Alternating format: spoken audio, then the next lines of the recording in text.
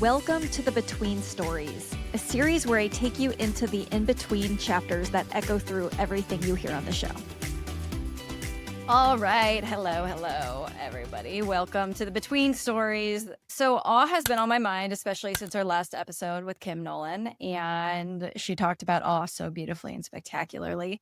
Okay, I have been stressed. Not stressed, overwhelmed. That's the right word.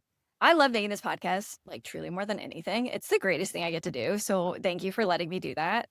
And it has been like so overwhelming. I just like cannot keep up with the production schedule. It's just too much content. So we are switching to making the main episodes every other week and then doing one of these types of stories in the weeks in between. So that's all I can do right now. But I'm sharing this because I one night was feeling so overwhelmed. I felt like sick. Have you ever had that? It was like the middle of the night and I was still editing. And so I was like, oh my God, I need to take a walk or something. So I went outside, this is like midnight, and took a walk just around the block. And all of a sudden I was like, wait, what was the how-to this week? It was look up at the sky. So I literally I just like move my gaze upward as I'm walking. And holy shit, it worked, you guys. Like there weren't even stars in the sky. You can't even see them. There was like clouds, but like, oh my God. My stress would calm down. And then I would like come back and just think about what I had to do when I got back. And like then the stress came back and I would look up and I could feel it go down. And I was like, this is wild. Just feeling this vacillation as I changed my gaze. Oh, is no joke. It really can reduce stress. They weren't kidding when they researched that. That is a real thing. So it has been working for me. All right. So this story, quick heads up, it gets a little introspective, maybe in a weird way. I don't know.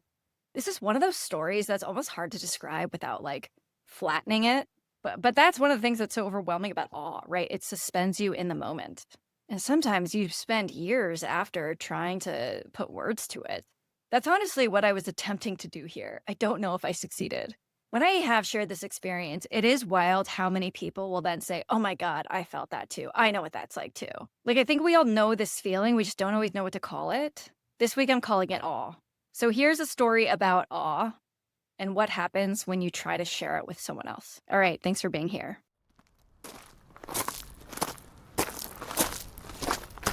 There's a certain kind of hesitation when you share a place that matters to you.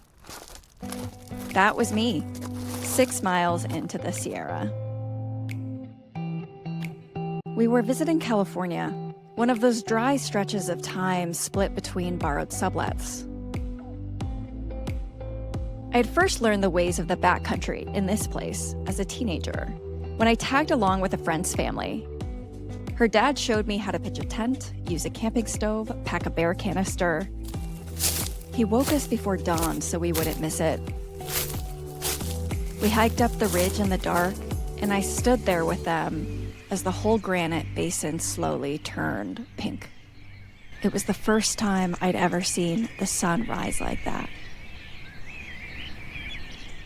I kept coming back, year after year, season after season, after breakups, new jobs, leaving cities I'd outgrown. Something about the scale of it seemed to make things make sense. This place had become so familiar in my life, sacred even, though I'd never say that out loud. And on the hike in with him, there was a moment somewhere in the switchbacks where I started to worry if I'd said too much about it. It's that weird type of anxiety when you hand someone a feeling and realize you can't control what it becomes for them. You know those moments where we question if we overhype something? And then we have to watch the person, slightly disappointed, tell us, yeah, it's great. Awe doesn't always translate. And perhaps something in me had pinned too much on the idea that it might. We reached the top just before golden hour. From that edge, the whole canyon dropped away. It was that late summer kind of light that doesn't just fall, it leans. Across the valley, it pressed into the stone at an angle, lit the granite walls from beneath.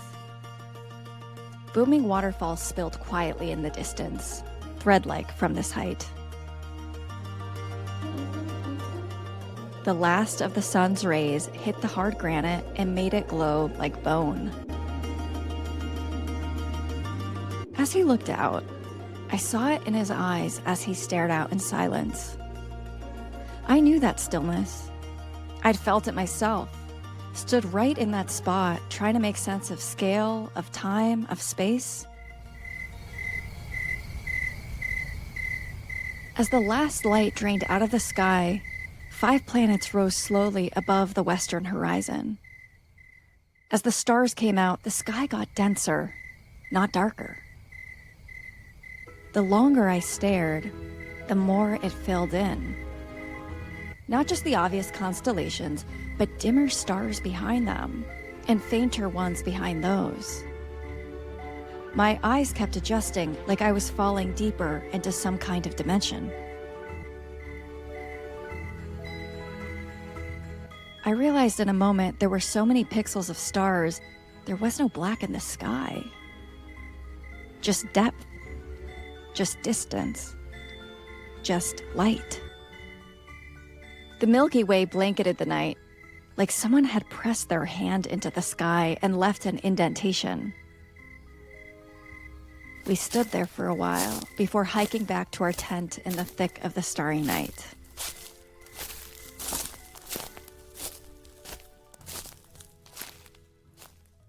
A few days later, we were home, and a phone call murmured from the other room, just background noise, until I overheard him say, "Yeah, Yosemite is a life-changing place."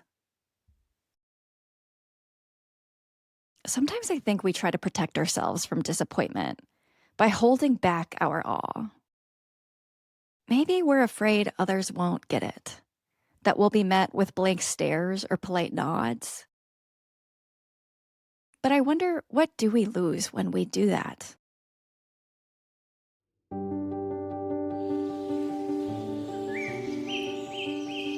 Every time I come back here, it rearranges the scale of things. Like the part of life that gets too loud gets pulled back into proportion. Now I get to climb here, ascending the same spires I once stared at from above, from below, from a distance, on that evening years ago. I follow friends of granite spires rising from the valley, jamming my hands into cracks that shift color with the sun.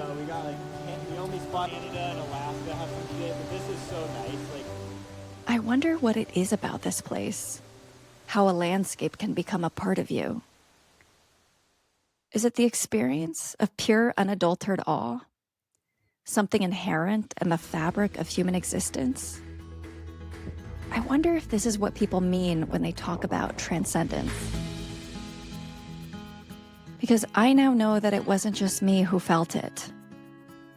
It was my friends years ago when we stood on the same ridge in silence. It was him from up there looking out for the first time. It's my climbing partners as we top out at sunset, watching the landscape spill into gold. And I imagine it's the same as so many who have come before us and who will come after.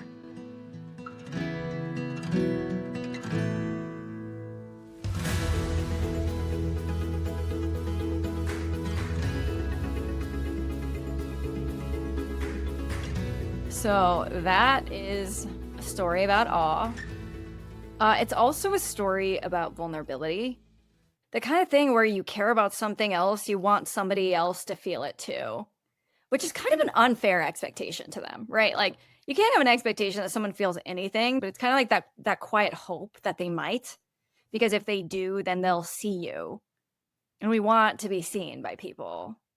I think that's what that was about. We all know what it's like in one way or another to have some vast experience and to want to share that with somebody we care about. Something that changed us, moved us, made us think. You tell them about that and you hope they engage. That alone can be a form of this sort of vulnerability in a way. You know, hoping they'll kind of get it or feel something the way you did. Maybe it's like some film that really moved you, or I know people who've shared books with their partner and just been like, "Hey, like I really liked, like, I hope you like it too." Right? And then there's this anxiety of like, what if I hand them this thing that impacted me and it kind of falls flat and they're just like, "Cool." That's cool. I don't really wanna read that piece. I don't have time. But here's this thing I'm learning in this work I'm doing with hope. Emotions like awe, they're not just kinda nice, I think they're pretty essential. Like, we stop being human when we stop having the ability to feel things deeply. And we don't have to be people who are like, "The vastness of everything, oh my god, I feel it everywhere," right? But it's just that ability to go a little bit deeper than we do in our everyday lives. I think awe in particular is one of those emotions that reliably makes us feel small, but like in a good way. It has this wild ability, I think, to kind of dissolve the boundary between ourself and the world in a way that's very powerful. And that shift in perspective can be incredibly meaningful, I think. And if you listen to the last episode with Dr. Kim Nolan, she talks about the power of awe, and we also talk about the science of awe. It is something quite profound, which is kind of the whole point, right? Especially when we're dealing with a world that has so much uncertainty. If we have tools that have the ability to make us feel a little more interconnected, a little more of a sense of belonging, a little less stressed, a little more generous to each other, then I think that's worthwhile. I think too, when we think about communication, I think so often we try to convince people with facts. I mean, literally the last, what, 4 episodes talk about the fact that logic isn't the most effective way to always persuade people. It's actually often the least effective way. It's feeling. And even people who like aren't super emotional people who are like, "Oh, I'm rational. I'm not that emotional." I get that. A lot of those people are my friends. Love those people. And they're also highly emotional beings. Like literally the act of being human is incredibly emotional. But I think in the moments we're really struggling, the things that crack us open are often not rationality. It's that feeling of smallness that tells you you belong somewhere. And I think right now a lot of us are trying to figure out how we can belong somewhere. All right. Thanks for being here. I will see you in the next episode.